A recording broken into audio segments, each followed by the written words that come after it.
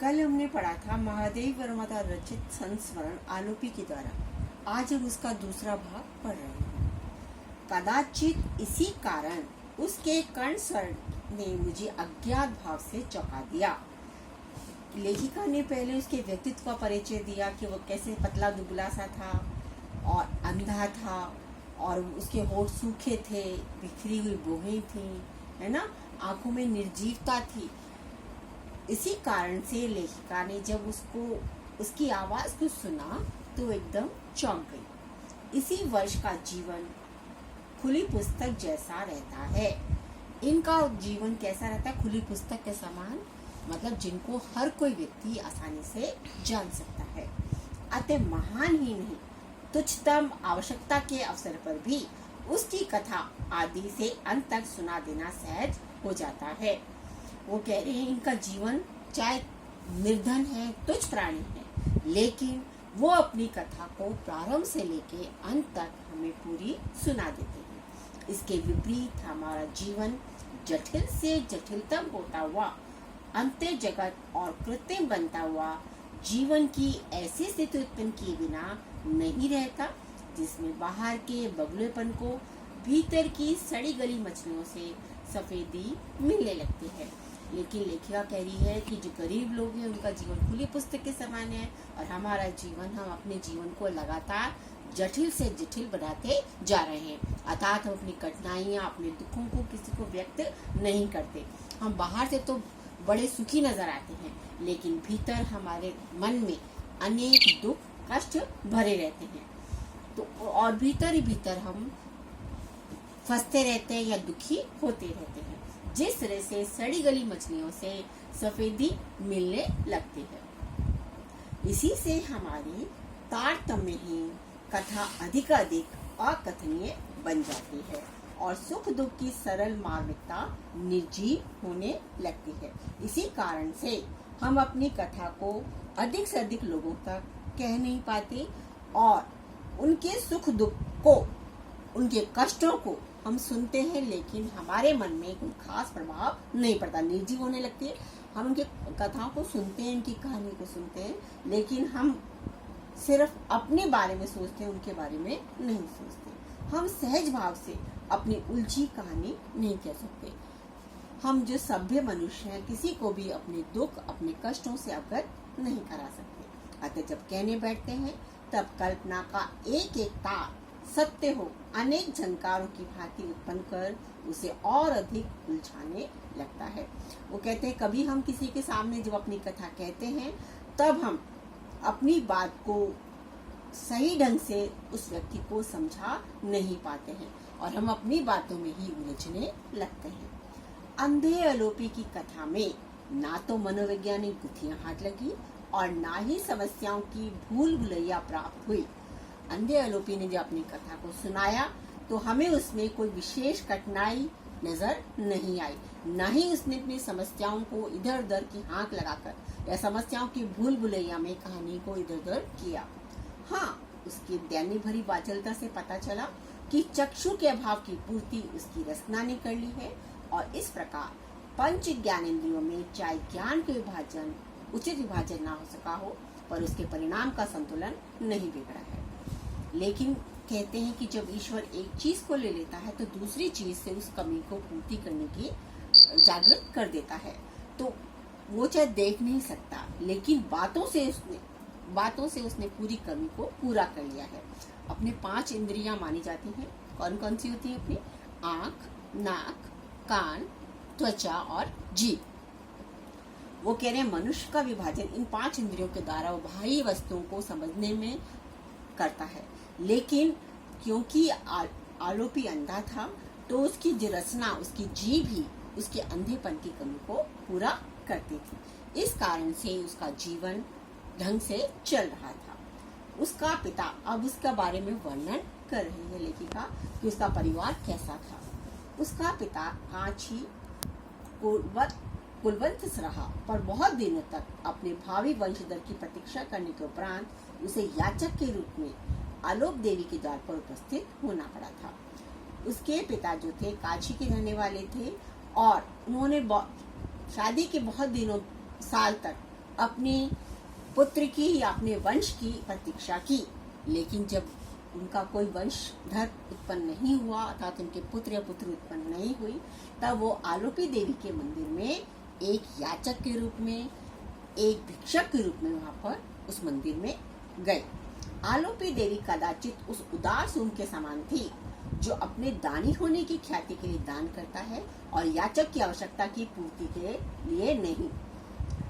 इसमें लेखिका कहती है कि आलोपी जो देवी थी वो क्या करती थी, दान क्यों देती थी, ताकि उनकी प्रसिद्धि फैले, ना कि कोई याचक या कोई दुखी व्यक्ति उसकी आवश्यकता की पूर्ति हो। अर्थात आलोपी देवी जो मंदिर था, जो देवी थी, उन्होंने आलोपी देवी को, आलोक को जो क्या किया था, उनके पुत्र दिया था। याचक की आवश्यकता की पूर्ति के लिए उनके मंदिर से अखंडित मनुष्य मूर्ति भी ना निकल सकी। देवी ने उसके पिता की इच्छा तो पूरी की, लेकिन कैसा था वो पुत्र, अंधा था, अर्थात पूर्ण व्यक्ति या पूर्ण मनुष्य नहीं निकला। एक पुत्र दिया, वह भी नेत्रहीन, अर्थात उसमें कोई न कोई कमी देवी, अर्थात अंधा पुत्र उत्पन्न हुआ। माँ बाप ने उसके दान को उन्हीं के चरणों में फेंक आने की कृतज्ञता तो नहीं दिखाई, पर उसकी कृपणता की घोषणा कर अन्य याचकों को सावधान करने के लिए उसका नाम रख दिया आलोपी दीन। अब कहते हैं माँ बाप ने को, जब पुत्र तो हुआ लेकिन नेत्रहीन था, विकलांग था, तो माँ बाप ने ये तो नहीं दिखाया कि पुत्र विकलांग हुआ तो उसे मंदिर में छोड़ाओ। हाँ, लेकिन उन्होंने बाकियों को भी ये कहा कि तुम माँ से जो भिक्षा मांगने जाओगे या माँ से प्रार्थना करने जाओगे तो सावधान रहें, आपको पूर्ण वस्तु प्राप्त नहीं होगी। इसीलिए उन्होंने अपने पुत्र का नाम क्या रख दिया, आलोपी दीन। आलोपी देवी मंदिर के नाम पर ही, या आलोपी देवी मंदिर के मान्यता के आधार पर ही अपने पुत्र का नाम भी आलोपी दीन रख दिया। वह आलोपी दीन अब कितने वर्ष का हो चुका था, 23 वर्ष का हो चुका था, और काछी पिता अंधे पुत्र से पितृऋण का ब्याज मात्र चुकाकर मूल को अपनी सेवा से चुकाने के लिए पितरों के दरबार में चला गया। जब आलोपी 23 वर्ष का हो चुका था तो काछी पिता ने क्या किया, अपने अंधे पुत्र से, कहते हैं ना कि माँ बाप पहले पुत्र का पालन करते हैं और जब बच्चे बड़े हो जाते हैं तब वो अपने माँ बाप की सेवा करते हैं, उसे हम कहते हैं पितृऋण। मतलब थोड़ी उम्र में, जब 23 साल का था, थोड़ी उम्र में उसने अपने माँ बाप की सेवा की थी और फिर अपने पूर्वजों के पास उसके पिता चले गए थे, अर्थात उनकी मृत्यु हो गई थी। माँ तरकारियां लेकर फेरी लगाती, पर पुत्र को अच्छा नहीं लगता कि जवान आदमी बैठा रहे और बुढ़िया मर मर कर कमाए। क्योंकि पुत्र नेत्रहीन था, इसलिए माँ अपने गुजारा बसारा करने के लिए तरकारियां या सब्जियां लेकर फेरी लगाती थी, लेकिन पुत्र को ये अच्छा नहीं लगता था कि मैं जवान होकर घर बैठा रहूं और मेरी माँ दर दर की ठोकरें खाए या मेरे लिए कमाए। इसी से शाक तरकारियों के तत्ववेता ताऊ से यहाँ की चर्चा सुन वह काम की खोज में निकल पड़ा। इसीलिए उसने, उसका एक ताऊ था जो सब्जी और तरकारियों के बारे में अच्छी जानकारी रखता था, उसकी चर्चा सुनकर वो उस काम की खोज में यहाँ पर आ गया था। ऐसे आश्चर्य से मेरा कभी साक्षात नहीं हुआ था। कैसा आश्चर्य कि लोग हट्टे कट्टे होकर भी भीख मांगते हैं, जबकि ये व्यक्ति अंधा होकर भी कार्य करना चाहता है। तो लेखिका कहती है कि मुझे कभी ऐसी अद्भुत बात पता नहीं चली थी। जीवन से अनजान किशोरों की संख्या कम नहीं जो सुख के साधनों के लिए उस माँ से झगड़ते हैं जिसकी उंगलियों के पोर सिलाई करते करते छलनी हो चुकी है। वो कहते हैं आजकल के बच्चे कैसे हैं, जो माँ बाप से अपने सुखों की कामना हेतु उनसे लड़ते झगड़ते रहते हैं। वो कहते हैं हमें ये भी चाहिए, हमें वो भी चाहिए, और उसके कारण चाहे उसकी माँ बेचारी गरीब है, सिलाई करते करते उसके हाथ छलनी हो गए, अर्थात जगह जगह छेद हो चुके हैं, लेकिन वो बच्चे अपनी माँ के दुखों को नहीं समझ पाते। कुल वधुओं के समान आंसू पीने वाले युगों का भाव नहीं है, जिनका पौरुष ना दरिद्र पिता का सब कुछ छीन लेने में कुंठित हो जाता है और ना भिक्षावृत्ति से मूर्छित। और कुछ पुरुष ऐसे होते हैं जो क्या करते हैं, जिस तरह से नववधुएं या बहुएं क्या करती हैं, आंसू पीती रहती हैं, अपने दुखों को व्यक्त करती, सबके सामने व्यक्त करती रहती। ऐसे ही पुरुष भी होते हैं जो ऐसे कहते हैं कि हमारे पिता ने, गरीब पिता ने हमें, हमारे लिए कुछ भी नहीं छोड़ा, और वो क्या करते हैं, कहते हैं हमें भीख मांगनी पड़ती है और हमें बड़ा अपना जीवन बड़े दुख से व्यतीत करना पड़ रहा है। तो लेखिका ने अलग अलग व्यक्तियों की चर्चा इसमें की है कि कुछ लोग सब कुछ होते हुए भी माँ बाप को तंग करते हैं, परेशान करते हैं, और कुछ ऐसे होते हैं जो अपने गरीबी का रोना अपने माँ बाप के कारण कहते हैं कि इन्होंने ही हमें गरीब रखा है। अपनी पराजय को विजय मानने वाले ऐसे पुरुषों से भी समाज शून्य नहीं है, जो छोटे बच्चों को छोड़कर दिन भर परिश्रम करने वाली पत्नियों की उपार्जित पैसों से सिनेमा घर की शोभा बढ़ाते हैं। अब देखिए तीसरा परिचय दिया है पुरुष का उन्होंने, कि कुछ पुरुष ऐसे होते हैं जिनकी स्त्रियां, जिनकी बहुएं, जिनकी पत्नियां घर बार छोड़कर दिन भर मजदूरी करती हैं, खेती करती हैं, और वो जो पैसा कमा के लाती हैं उन पैसों से या तो शराब पीते हैं या सिनेमा घर में चले जाते हैं, अर्थात मनोरंजन के साधन अपनाते हैं। साधारणतः आज के पुरुष का पुरुषार्थ विलाप है। लेखिका कहना है कि आज के पुरुष खुद परिश्रम नहीं करना चाहते, केवल अपने दुखों को व्यक्त करना ही चाहते हैं। विलाप करना मतलब दुखों को व्यक्त करना। जितने प्रकार से, जितनी भाव भंगिमा के साथ, जितने स्वरों से वे अपने निराश जीवन का मरसिया गा सके, अपनी असमर्थता का स्यापा कर सके, उतना ही स्तुत्य है, उतना ही अधिक पुरुष नाम के उपयुक्त है। आज के पुरुष क्या करते हैं, लगातार अपने जीवन का दुख रोते रहते हैं, और अपने जीवन के हर किसी को अपने जीवन के दुख के बारे में, मरसिया मतलब हर किसी के आगे अपने दुखों का रोना रोते हैं, और अपनी असमर्थता, अपने कष्ट का स्यापा कर सके, उतना ही वह स्तुत्य है। जो जितना अधिक लोगों के सामने अपने दुखों का वर्णन कर सके, वो अपने आप को उतना ही महान समझता है, और उतना अधिक पुरुष नाम के उपयुक्त है। वो सोचता है कि मैंने बहुत महान कार्य किया है, कि दूसरों के आगे अपने दुखों को व्यक्त किया है। अंधी आंखों को आकाश की ओर उठाकर अपने पुरुषार्थ की दुहाई देने वाले अलोपी की ऐसी परंपरा के न्यायालय में प्राण दंड के अतिरिक्त और कुछ नहीं मिल सकता था। लेकिन ये आलोपी ऐसा था, अंधी आंख होने पर भी या दिखाई न देने पर भी वो किसी ऐसे पुरुषार्थ की दुहाई नहीं देता था, और वो खुद परिश्रम करना चाहता था। लेकिन दूसरे पुरुषों की तुलना में लोग वो ये कहते कि इस व्यक्ति को, जो अंधा होते हुए भी कार्य करना चाहता है, इसे प्राणदंड मिलना ही चाहिए। कुछ प्रकृतिस्थ होकर, मतलब कुछ सामान्य, प्रकृतिस्थ मतलब सामान्य होकर मैंने प्रश्न किया, तुम यहाँ कौन सा काम कर सकते हो? आलोपी पहले से ही सब सोच समझकर आया था। ये देहात के खेतों से सस्ती और अच्छी तरकारियां लाएगा मेरे लिए और छात्रावास की विद्यार्थियों के लिए। उसे पता था कि मुझे क्या कार्य करना है, तो उसने क्या कहा कि ये लड़का क्या लाएगा, देहात से, गांवों से सस्ती और अच्छी तरकारियां लाएगा, ताजी तरकारियां लाएगा मेरे लिए भी और इस छात्रावास के रहने वाली छात्राओं के लिए भी लाएगा।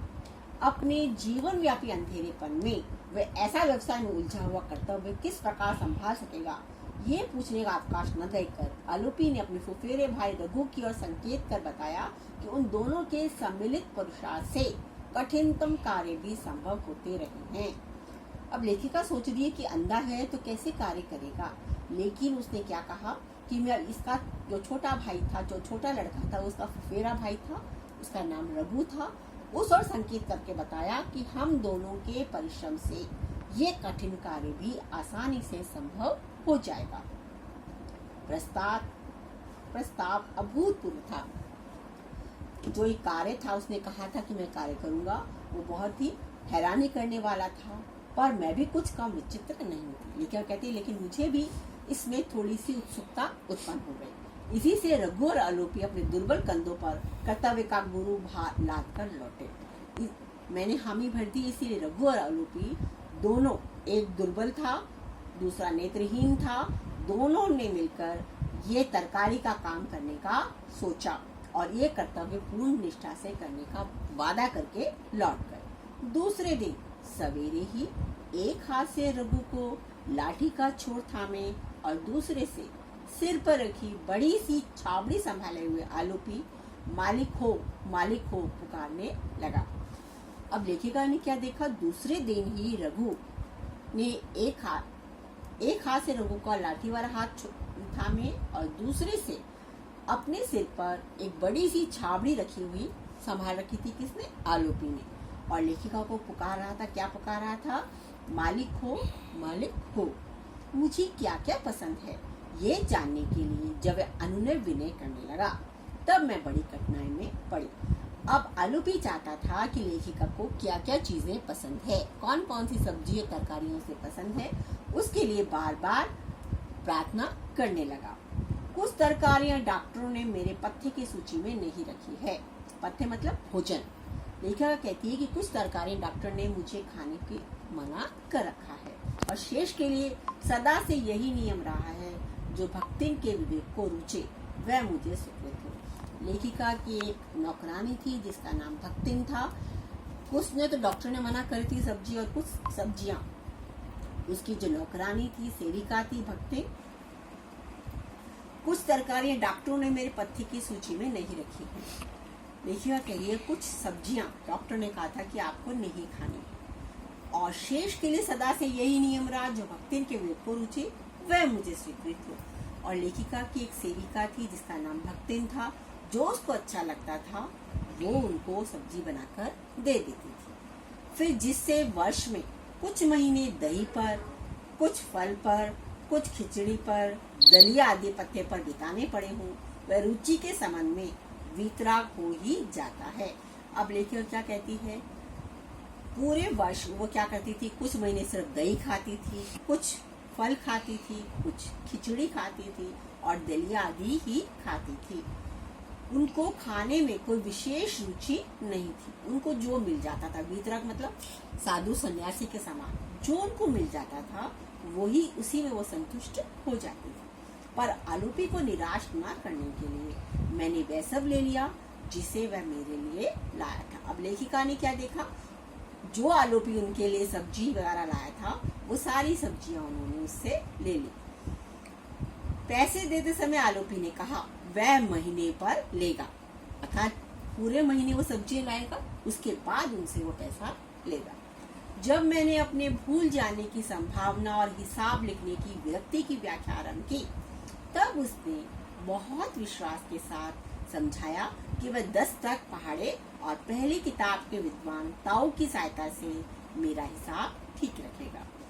लेखिका ने कहा कि आप प्रत्येक दिन पैसे ले लो, तो उसने कहा और मैं भूल जाती हूँ और मुझे हिसाब किताब लिखने में भी इच्छा नहीं रहती। तब आलोपी ने क्या कहा कि वो उसके 10 तक पहाड़े आते हैं और पहली किताब भी उसको पढ़नी आती है, और ताऊ की सहायता से वो मेरे पूरे महीने का हिसाब रख लेगा। इसका सब्जी तरकारी का। छात्रावास का वहाँ की मैट्रन रखेगी। वहाँ इस युगल मूर्ति को लेकर जो विनोदात्मक कोलाहल मचा, उसके संबंध में गिरा अन्यन नयन बिनु बहानी कहना ही ठीक होगा। पर 2-4 दिन में ही आलोपी सबकी ममता का पात्र बन गया। उसे जो स्वच्छंदता प्राप्त थी वह दूसरे नौकरों को मिल ही नहीं सकती थी।